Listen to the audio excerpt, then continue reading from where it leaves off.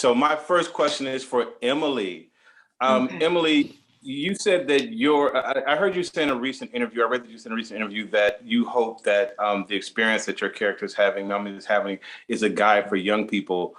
How do you see what she's experiencing of changing the narrative around young single mothers? Yeah, I mean, I don't know if it's necessarily, I don't know about it being a guide, only because, you know, Nomi has certain privileges as a college student that not everyone watching the show has. So I don't know if she's necessarily a guide, but I do feel really happy about the fact that we're getting to see a new face of what it means to be a single mom in college. And it's not always like, you know, the lady who's married with a, you know, white picket fence type of thing. So I hope that anyone who is dealing with being a single mom in college at least can watch the show and have moments here and there where they're like, I know what that's like. I know how that feels. I know how hard it is to find childcare and have to go to class. And if anyone can feel less alone in any way, then that makes my heart happy. So has this experience made you more excited about being a mom or a little more nervous about being a mom?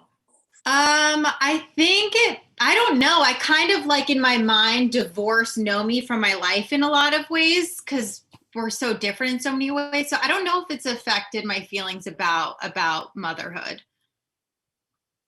Thank you. Wait. I know when I see a man suffering. Heidi broke my heart when she dumped me too. This is about Jazz. It's not about Jazz. This is definitely about Jazz. Mind hitting my back? Vivek, I'm not rubbing lotion on your back, man. Yo, why are you even here? Shouldn't you be back in Cali after your little drug bust? Actually, I'm good. I got that lawyer who defends all the revenge porn dudes. Awful person. Definitely going to hell. Definitely gets results. Anyway, he told me since I'm not a flight risk and I paid such a high bond to enjoy my downtime before my court date when we show them how justice is served.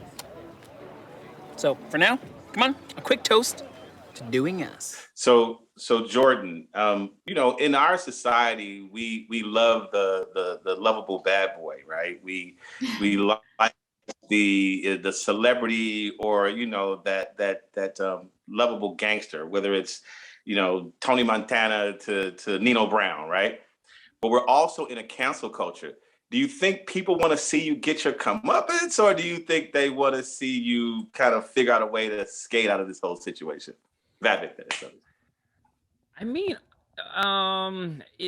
for a TV show, I bet they want to see it come up. You know what I mean? Like, it's not as interesting if he just whatever he gets away with it and just disappears. You know what I mean? So as someone who watches TV, someone who's doing something they shouldn't be doing, I want to see him get punished for it, right? But then as having gotten to know a character, maybe like Vivek, fans of Vivek and stuff like that, they want to see him be able to find his way out of it, right? So that's kind of what I would hope that the audience is looking at. You know, if I'm watching a different show, I'm trying to be unbiased as the guy who plays Vivek.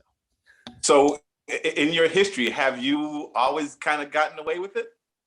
Have I gotten away with it? I haven't. I think I got in trouble maybe 3 times when I was a kid. So I didn't get away with none of those things. Let me tell you that much.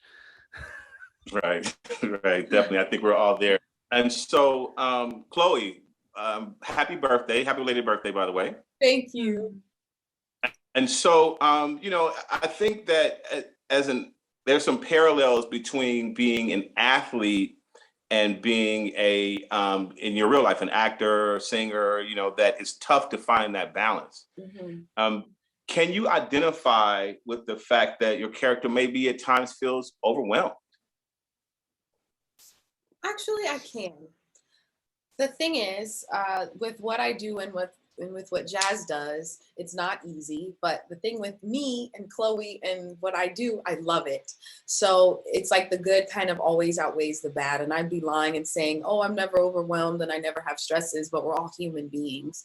And, you know, when crunch time kind of starts to happen, sometimes you beat yourself up. Sometimes you think you're not good enough.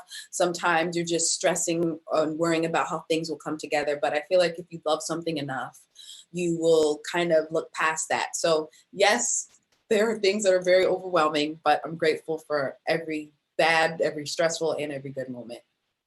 So obviously mental health is a part of the narrative of your story arc this season. Yeah. How important is it to have a space to really talk about mental health? It is incredibly important to have a space to talk about mental health, because if you don't get it out, you'll kind of just drive yourself crazy internally. And, you know, when the pandemic kind of happened, I even kind of had to learn to have a better outlet and a better way of communicating my inner thoughts so that I don't drive myself crazy internally. And, you know, I think it's so important for someone to have someone to talk to, whether it's a therapist or a family member, because a lot of times we're not mentally mature enough to handle all of these issues on our own. And it's okay to lean on someone else, and it's okay to ask for help. And, you know, for me, being who I am, I have done that as well. And I'm really proud of Jazz. And, you know, she's struggling and finding her own identity, you know, being not in a relationship and not with her sister because she's in Tokyo. So she's really trying to figure out who she is. And I'm really proud of her because it's a very uncomfortable place to be. Right. Diggy, really quickly, I saw your "Don't Text Your Ex," right? It was hilarious, by the way. Is that really you, or is that you now? Were you always that guy, or is that kind of how you've matured to be that guy? What guy specifically? What about that piece? You were very, you were very caring and very supportive and just a good guy. You really come off as a good guy. But I still, you're a New Yorker. I still feel like you got some of that bad boy in you. Oh man. Well, I mean, you know, the parents that I have, you know, I'm used to seeing them care for each other. I'm used to seeing them, you know, give each other what they need and taking those things into consideration. So I feel like it's a big part of my family unit to kind of have that thing there internally. Obviously, when you're growing up, you're met with different challenges and you meet different people, go through different things, but it's been really important for me to keep that foundation as I grow. Awesome. Thank you so much. I really appreciate it. No doubt. Thank Enjoy you. the day. Thanks, Dan. All I'll right. pull you you. out.